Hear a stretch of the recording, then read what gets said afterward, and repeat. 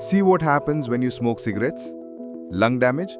It causes serious diseases like lung cancer, COPD and emphysema. Heart disease and stroke.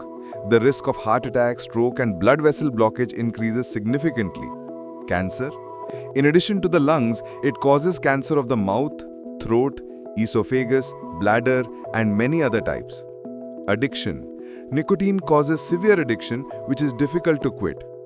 Physical weakness, decreased immunity, damage to teeth and gums and rapid aging of the skin. Harm to people around, passive smoking. Second-hand smoke also causes serious harm to people around, especially children.